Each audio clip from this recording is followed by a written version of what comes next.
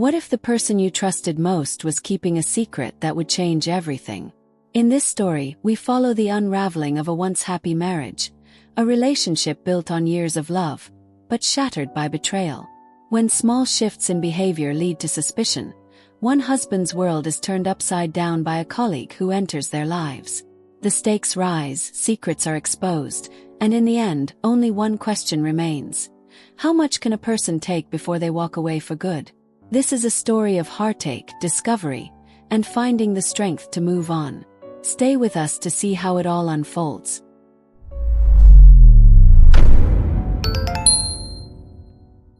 Jennifer and I always had what seemed like a strong connection, both emotionally and physically. We were open, communicative, and things flowed smoothly between us. There was always this sense of satisfaction, a balance that felt right. But lately something shifted. It wasn't just in the way she spoke or acted around the house, but more specifically in the bedroom. She started doing things differently, things I'd never seen her do before. At first, I thought it was spontaneous, a way to keep things fresh. And for a while it was exciting. But then, I couldn't shake the feeling that something else was going on. You know that gut feeling when you just know something's not right? I couldn't tell if I was overthinking it, but there was a newfound intensity in her actions, an enthusiasm that felt unfamiliar. The satisfaction I usually found with her was starting to feel a bit hollow. My mind would wander. Was she just feeling more confident? Or was there something behind this sudden shift? I couldn't place my finger on it, but the suspicion lingered, growing louder each day. That suspicion only deepened as I caught small moments that didn't sit right with me. Glances at her phone, a certain avoidance when I asked about her day. It all pointed to something brewing beneath the surface. I wasn't sure if it was me being paranoid or if my intuition was picking up on something real. Still, the doubt kept creeping in, especially as she became more distant, even though her actions told a different story. What was once a natural, mutual satisfaction was now filled with questions, and I knew I had to find the answers. When Jonathan left for Oxford, both Jennifer and I anticipated that our lives would enter a new phase. We'd always imagined that once the house was quieter, we'd have more time for each other, more time to reconnect, to savor our moments together. But when the day came, I noticed something unexpected in Jennifer. Instead of the excitement I thought we'd both feel, she seemed melancholic, almost withdrawn. I chalked it up to the empty nest syndrome at first. Still, it was hard not to notice the shift in her demeanor. Over the next few weeks, Jennifer grew more distant. She began reflecting more on her age, the passing of time, and often mentioned feeling less desirable. I tried to be supportive, reminding her of the incredible bond we shared, the satisfaction we'd always found in each other. But there was something deeper happening. She started going out more, dressing differently, and her confidence slowly returned, though not in the way I had expected. Her newfound energy was invigorating, but it left me feeling slightly off balance. Before long, it was like she had transformed completely. The woman who once seemed so uncertain was now brimming with a new kind of enthusiasm, especially in our intimate life. I should have felt relieved, happy even, but something about it didn't sit right. It was like she was being driven by a different intention, a force I couldn't quite understand. I was glad to see her happy again, but I couldn't help but wonder what, or who, had brought about this change. At first, I embraced Jennifer's new enthusiasm. It was intoxicating, really. She seemed more alive, more vibrant than ever before. Our time together felt charged with an energy that had been missing for a while. There was a certain satisfaction in seeing her so happy, and I let myself believe that maybe this was what we needed all along. But soon, I began to question where this sudden passion was coming from. Was it just us rediscovering our connection, or was there something else behind her intentions? It didn't take long for me to notice the subtle changes. Jennifer would come home from work with a glow, excited about her day in a way she never had before. And when I asked her about it, she'd casually mention Brandon, a new colleague. At first, I didn't think much of it, but then I started noticing how frequently she brought him up. Compliments, inside jokes, little stories about their lunch breaks together. Each mention of his name made me feel a pang of something, Jealousy, perhaps? Or was it the realization that her new satisfaction might not have been entirely due to me? The real turning point came when she admitted, in passing, that Brandon had been complimenting her often. I brushed it off at first, not wanting to seem insecure, but deep down it bothered me. It made sense now. Her exuberance, her newfound confidence. I couldn't shake the feeling that her revived energy in our bedroom had less to do with our connection and more to do with the attention she was receiving elsewhere. Suddenly, everything between us felt different, like a performance driven by something or someone else. It was Jennifer's idea to visit the jazz club. She'd been talking about it for days, saying how much we needed a night out, something different. I agreed. It seemed like a good way to break the routine. But when we arrived, I realized there was more to her suggestion than just a casual night out.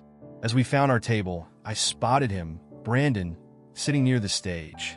Jennifer's face lit up the moment she saw him, and that familiar sinking feeling hit me again.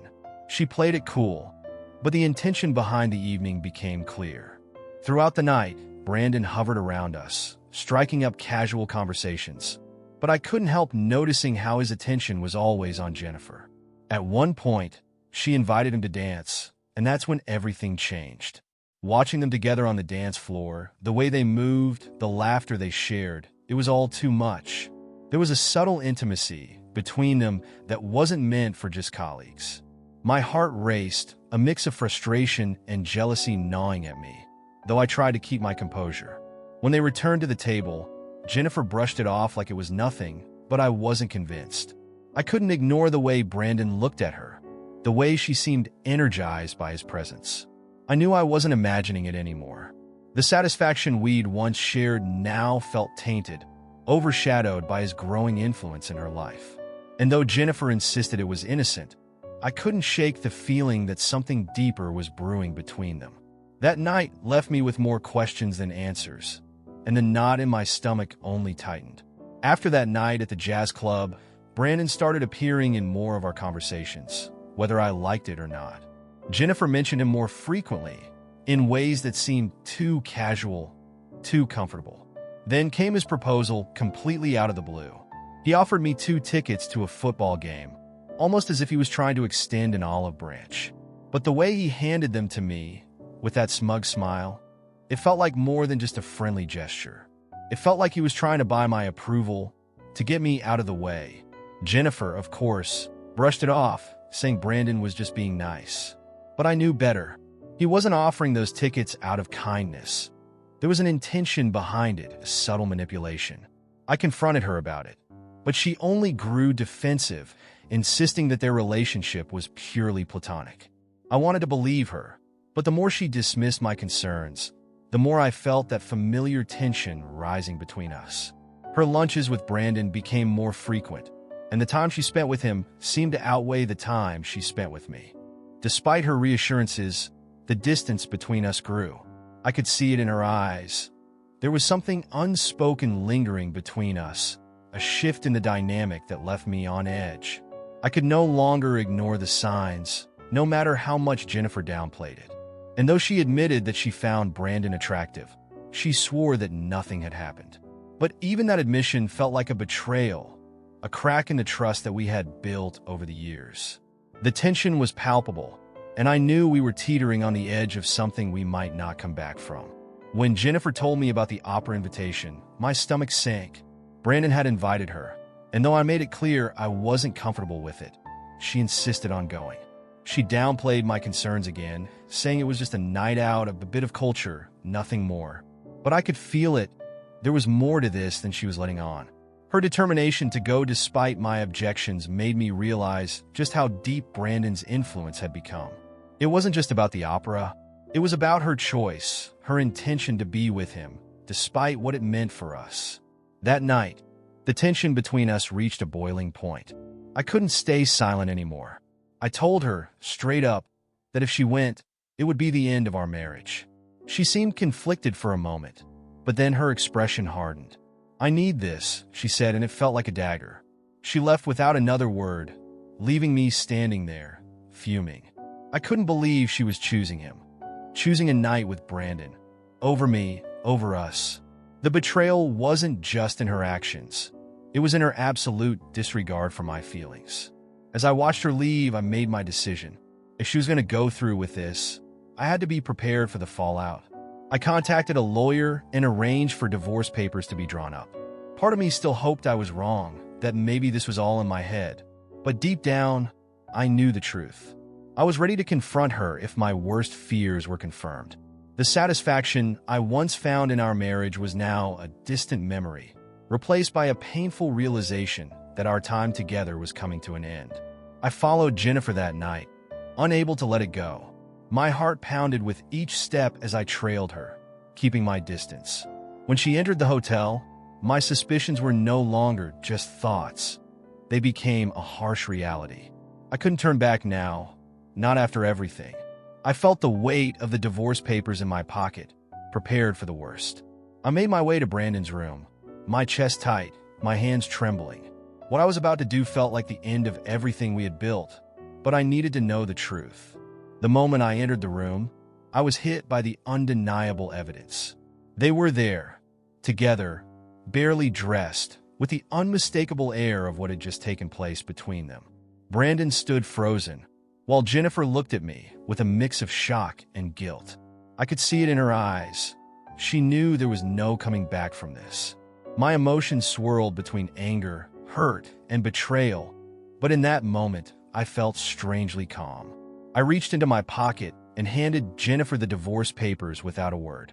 The satisfaction I once sought in confronting her now felt hollow, but it had to be done. Jennifer's face crumbled as she realized the finality of what I was doing. She tried to speak, to explain, but there were no words that could erase what had just happened. Brandon, on the other hand, stayed silent, knowing he had no place in this conversation. As I walked out of the room, a strange sense of relief washed over me. It was over finally. The pain of betrayal lingered, but at least I had taken control of the situation. Now, the only thing left was to face the aftermath. In the days following the hotel confrontation, Jennifer tried everything to win me back.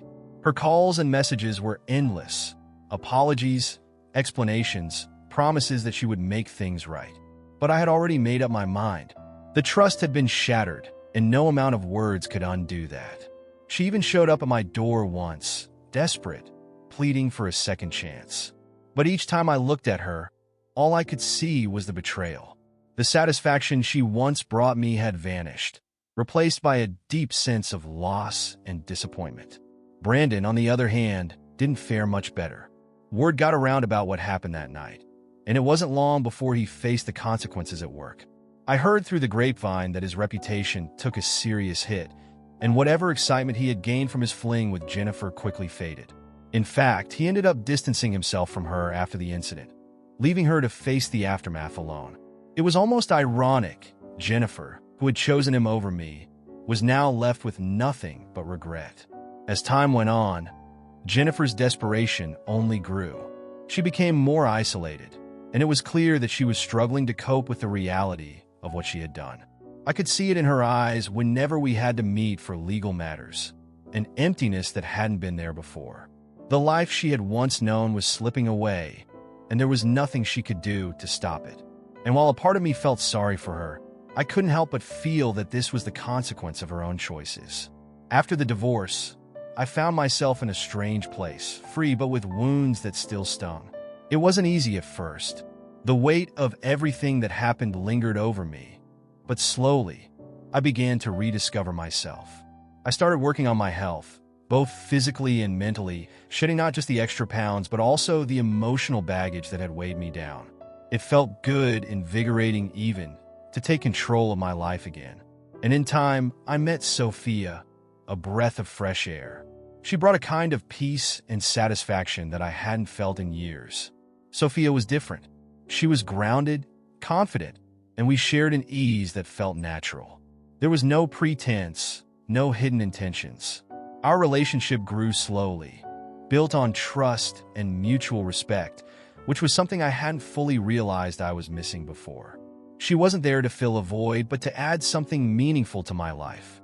With her, I found stability, something I hadn't appreciated until everything with Jennifer fell apart. It wasn't about recapturing lost passion, but finding a new kind of happiness that I hadn't thought possible. Meanwhile, Jennifer's life seemed to spiral downward. Every so often, I'd hear whispers about her, about how she was struggling, aging alone and regretful of the choices she made. The satisfaction she had once sought with Brandon was long gone, leaving her with nothing but the fallout of her decisions. I couldn't help but feel some pity for her, but at the same time, I had moved on. My life was full again, and I had no reason to look back. This was my second chance, and I wasn't going to waste it. Keep watching our stories by clicking on one of the videos that appear on the screen, and don't forget to subscribe to the channel and turn on notifications to be alerted about new videos. See you next time.